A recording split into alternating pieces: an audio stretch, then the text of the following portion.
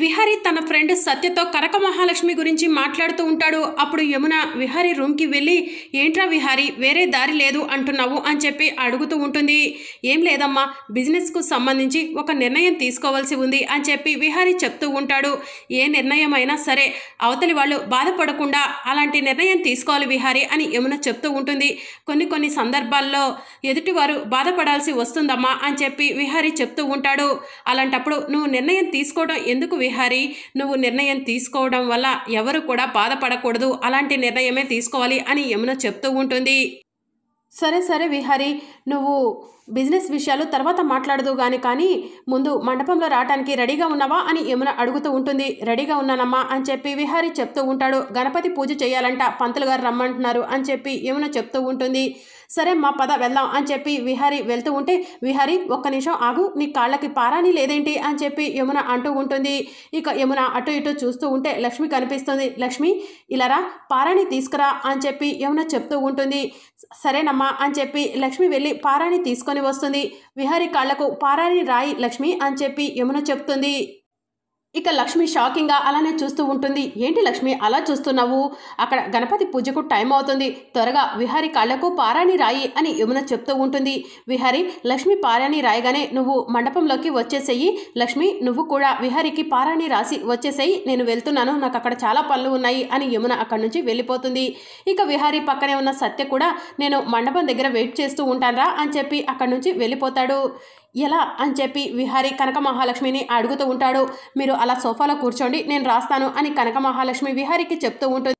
నేను పారాణి గురించి చెప్పట్లేదు అని చెప్పి విహారీ అంటూ ఉంటాడు. నా నిర్ణయం ఏంటో రాత్రి చెప్పేశాను, మీకు కాబోయే భార్య సహస్రమ్మ గురించి, మీ కుటుంబం గురించి మీరు ఆలోచించండి, నా గురించి ఆలోచించకండి అని కనక మహాలక్ష్మి విహారీకి చెప్తుంది. ఇక విహారీ బాధపడుతూ ఉంటే, అలా కూర్చోండి పారాని రాస్తాను అని చెప్పి కనక మహాలక్ష్మి అంటుంది. విహారీ సోఫాలో కూర్చుంటాడు. ఇక కనక మహాలక్ష్మి తన చేతులతో విహారీ కాళ్లకు చేతులకు పారాని రాస్తూ ఏడుస్తూ ఉంటుంది. ఇక అప్పుడు కనక మహాలక్ష్మి కన్నీటి చుక్కలు విహారీ కాళ్ల మీద పడతాయి.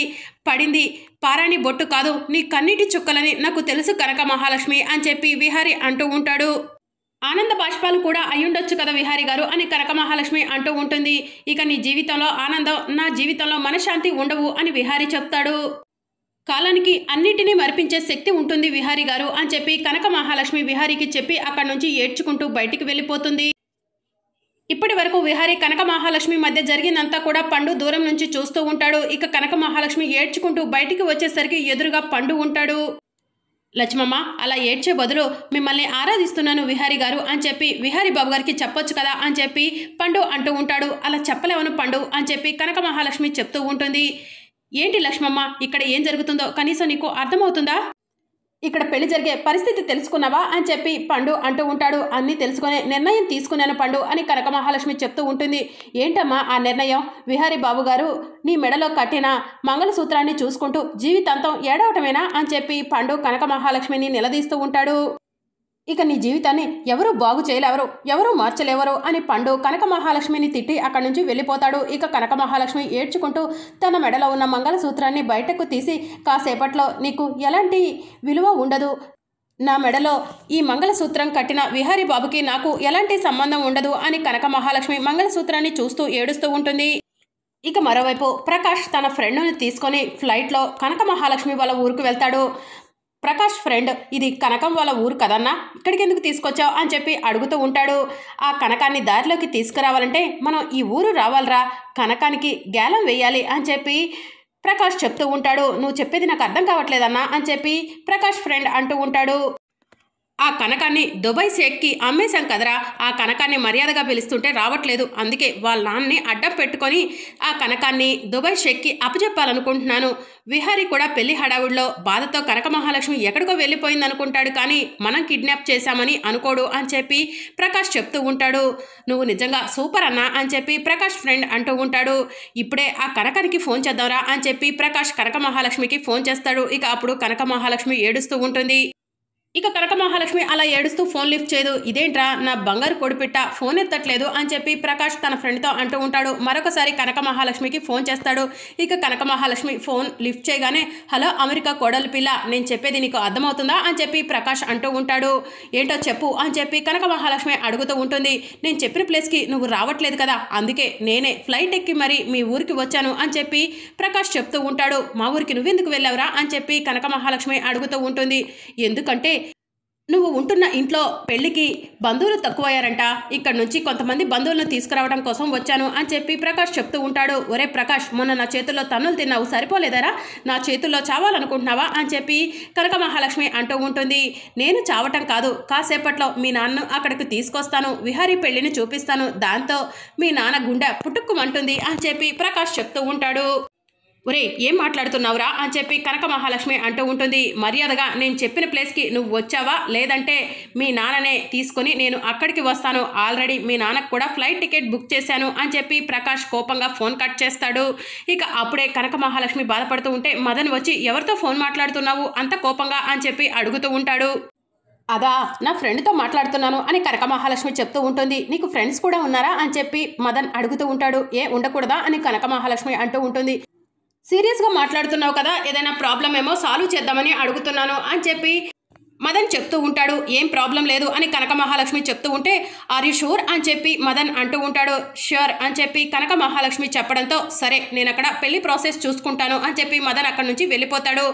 ఆ ప్రకాష్ మా ఇంటికి వెళ్లకుండా ఏదో ఒకటి చెయ్యాలి అని కనక మహాలక్ష్మి మనసులో అనుకుంటూ ఉంటుంది. రాజీకి ఫోన్ చేద్దాం అని కనక మహాలక్ష్మి మనసులో అనుకొని వెంటనే రాజీకి ఫోన్ చేసి నువ్వు నన్ను ఎందుకు ఏంటి అని ప్రశ్నలు వేయకుండా మన ఊర్లో రాముల వారి గుడికి మా అమ్మా నాన్నలు తీసుకెళ్ళు అని చెప్పి చెప్తూ ఉంటుంది. ఎందుకే అని చెప్పి రాజీ అడుగుతూ ఉంటుంది. చెప్పాను కదా అర్జెంటుగా తీసుకెళ్ళు, మళ్ళీ నేను చెప్పే వరకు మా అమ్మా నాన్నలు ఇంటికి రాకూడదు అని కనక మహాలక్ష్మి చెప్తూ ఉంటే సరేనే అని చెప్పి రాజీ ఫోన్ కట్ చేస్తుంది. ఇక మరోవైపు అంబిక ఒక కానిస్టేబుల్కు ఫోన్ చేసి సుభాష్కి ఫోన్ ఇవ్వమంటుంది. ఇక కానిస్టేబుల్ సుభాష్ దగ్గరకు వెళ్ళి ఇదిగో నీకే ఫోను, అర్జెంటుగా మాట్లాడు, ఎవరైనా చూస్తారు అని చెప్పి చెప్తూ ఉంటాడు. ఇక సుభాష్ ఫోన్ తీసుకొని చెప్పు అంబిక అని చెప్పి అంటూ ఉంటాడు. ఎలా ఉన్నావు అని చెప్పి అంబిక అడుగుతూ ఉంటుంది. జైల్లో ఉన్నవాళ్ళు ఎలా ఉంటారు అని చెప్పి సుభాష్ అంటాడు. నువ్వు ఏం వరి అవ్వకు, నిన్ను ఎలాగైనా నేనే బయటికి తీసుకొస్తాను అని చెప్పి అంబిక చెప్తూ ఉంటుంది. ఎలాగైనా కాదు, ఏమైనా చేసి నువ్వే నన్ను బయటికి తీసుకురావాలి అని చెప్పి సుభాష్ చెప్తాడు. ఏంటి సుభాష్ నా మీద నమ్మకం లేదా అని అంబిక అడుగుతూ ఉంటుంది. నమ్మక ద్రోహం చేసిన వాళ్ళని మరొకసారి ఎవరైనా నమ్ముతారా అని చెప్పి సుభాష్ అంటాడు. ప్లీజ్ సుభాష్ నేను చెప్పేది అర్థం చేసుకో అని అంబిక అంటూ ఉంటే అర్థం చేసుకున్నాను కాబట్టే నీకు బదులు నేను జైల్లో ఉన్నాను అని చెప్పి సుభాష్ చెప్తూ ఉంటాడు. ప్లీజ్ సుభాష్ ఆ సమయంలో ఏం చేయాలో అర్థం కాక అని అంబిక చెప్తూ ఉంటే అప్పుడు కనక మహాలక్ష్మి అలానే నుంచొని అంబికను చూస్తూ ఉంటుంది. నేను మళ్ళీ కాల్ చేస్తాను అని చెప్పి అంబిక ఫోన్ కట్ చేస్తుంది. ఇక కనక మహాలక్ష్మి అలానే చూసుకుంటూ అలా అంబిక ముందు నుంచి వెళ్తూ ఉంటే అంబిక కనక మహాలక్ష్మి జుట్టు పట్టుకొని లాగుతుంది. ఏంటి అని కనక మహాలక్ష్మి అడుగుతూ ఉంటుంది. ఎందుకు నన్ను చూసి నవ్వుతున్నావు అని చెప్పి అంబిక అడుగుతూ ఉంటుంది. ఎందుకు నిన్ను చూసి నవ్వుతున్నానో మీకు అర్థం కాలేదా అని చెప్పి కనక మహాలక్ష్మి అంటూ ఉంటుంది. ఇప్పుడు నువ్వు నవ్వుతున్న నవ్వు, నువ్వు చూస్తున్న చూపు, నువ్వు ఉన్న బాడీ లాంగ్వేజ్ నాకు అసలు నచ్చలేదు అని అంబిక కనక మహాలక్ష్మికి చెప్తూ ఉంటుంది. మీరు చేసే పనులు కూడా ఎవరికీ నచ్చట్లేదు అని చెప్పి కనక మహాలక్ష్మి అంటూ ఉంటుంది. అయినా సరే మీరు చేసే పనులు చేయకుండా ఆగట్లేదు కదా అని కనక మహాలక్ష్మి అంటూ ఉంటే ఏంటి మాటకి మాటకే సమాధానం చెప్తున్నావు, ఎక్కువ మాట్లాడావంటే నీకు మర్యాద దక్కదు అని చెప్పి అంబిక అంటూ ఉంటుంది. మీకు ఈ ఇంట్లో మర్యాద ఉందా? ఈ ఇంట్లో వాళ్ళంతా మీ గురించి ఏం మాట్లాడుకుంటున్నారో మీరు విన్నారా?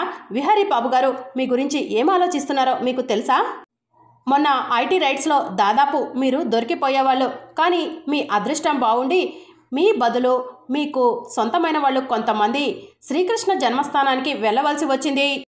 ఎవరైనా సరే తన సొంత వాళ్ళను రక్త సంబంధికులను సొంత మనుషుల్లా చూస్తారు, కానీ మీలాగా ఎవరు కూడా సొంత మనుషులకి వెన్నుపోటు పొడవాలని చూడరు. మీరు ఎప్పుడైనా ఈ ఇంట్లో వాళ్ళని సొంత మనుషుల్లా చూసారా అని కనక మహాలక్ష్మి అంబికను నిలదీస్తూ ఉంటుంది. నీకు అనవసరమైన విషయాల్లో నువ్వు అనవసరంగా దూరకు అని చెప్పి అంబిక చెప్తూ ఉంటుంది. తప్పు చేసిన వాళ్ళు ఏదో ఒక రోజు ఏదో ఒక సమయంలో తప్పకుండా దొరుకుతారు. ఆ రోజు మీరు కాళ్ళ వేళ్ళ పడ్డా కూడా మిమ్మల్ని క్షమించే వాళ్ళు ఉండరు. జాగ్రత్త పడండి, ఆలోచించండి అని ఎవరికి ఎవరు చెప్పరు. ఆత్మవిశ్వాసంతో ఎవరికి వారే ఆలోచించుకుంటే బాగుంటుంది అని కనక మహాలక్ష్మి అంబికకు ఇండైరెక్ట్గా వార్నింగ్ ఇచ్చి అక్కడి నుంచి వెళ్ళిపోతుంది. ఐటీ రైట్స్ తర్వాత నేను అందరికీ చులకనైపోయాను. త్వరలోనే నా పూర్వ వైభవాన్ని నేనంటే ఏంటో అందరికీ తెలిసేలా చేస్తాను అని చెప్పి అంబిక మనసులో అనుకుంటుంది. ఇక మరోవైపు కనక మహాలక్ష్మి రాజీకి ఫోన్ చేసి అమ్మా నాన్నలను గుడికి తీసుకెళ్లావా అని చెప్పి అడుగుతూ ఉంటుంది. తీసుకెళ్లానే అని చెప్పి రాజీ చెప్తూ ఉంటుంది. కానీ కనకం అని రాజీ అంటూ ఉంటే నీ అనుమానాలన్నీ తర్వాత తీరుస్తానే, మళ్ళీ కాల్ చేస్తాను, నేను చెప్పే వరకు అమ్మా నాన్నలను ఇంటికి తీసుకురావద్దు అని కనక మహాలక్ష్మి చెప్పి ఫోన్ కట్ చేస్తుంది. ఇక మరోవైపు పెళ్లి మండపంలో అన్ని కూడా సిద్ధం చేస్తూ ఉంటారు. మరి అప్కమింగ్ ఎపిసోడ్లో ఏం జరగనుందో తెలుసుకోవాలనుకుంటున్నారా? అయితే ఛానల్ను సబ్స్క్రైబ్ చేసుకొని సపోర్ట్ చేయడం మర్చిపోకండి. Thank you for watching.